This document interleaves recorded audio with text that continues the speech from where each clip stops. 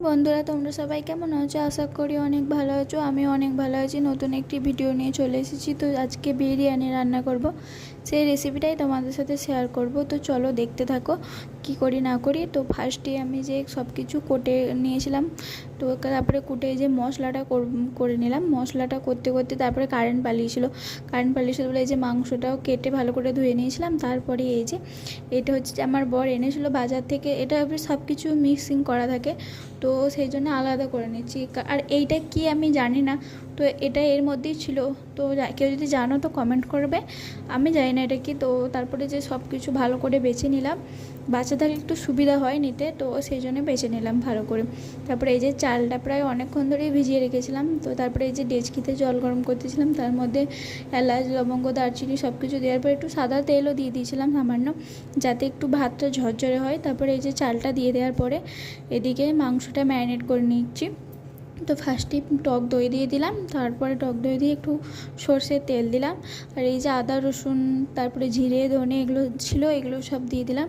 আর ওই যে লঙ্কার পেস্ট, ওগুলো তো হয়নি, তো কারেন্ট ছিল না বলে। আর লঙ্কাটা শিলে বাটতেও পারবো না, প্রচণ্ড ঝাল লাগবে হাতে।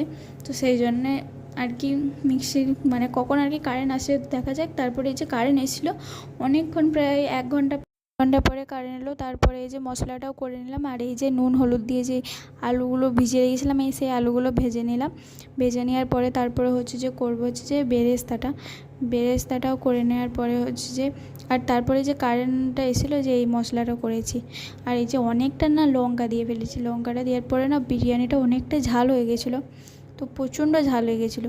আর এই যে তারপরে আর কি দুধ দিয়ে একটু মানে গরম জল আর দুধ আর একটু মিঠা আতর আর গোলাপ জল দিয়ে আর কি গুলিয়ে নিয়েছিলাম। আর একটু ঘরোয়াভাবেই করবো যেহেতু বিরিয়ানিটা, সেজন্য বেশি কিছু দেবো না।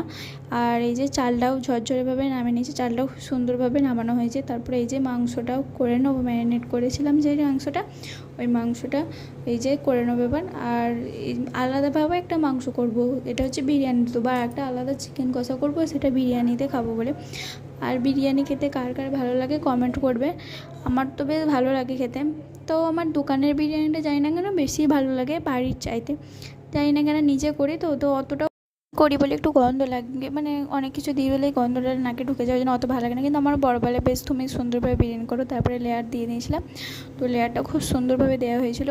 তো এই বিরিয়ানিটা সাজানো সুন্দর হয়েছিল, আর বিরিয়ানিটাও খেতে ভালো হয়েছিল। আর ভিডিওটা যদি ভালো লাগে লাইক কমেন্ট করে দিও। আর এই যে লেয়ারটা দেওয়া হয়ে গেছে, তো তারপরে দমেও বসিয়ে দিয়েছিলাম। এই যে খুব সুন্দর কালারটাও এসেছে, আর খেতেও টেস্ট হয়েছে, কিন্তু একটু ঝাল হয়ে গেছিলো। স্যালাড কুচিয়ে নিয়েছিলাম, রায়তা করেছিলাম, আর এই যে চিকেন কষা।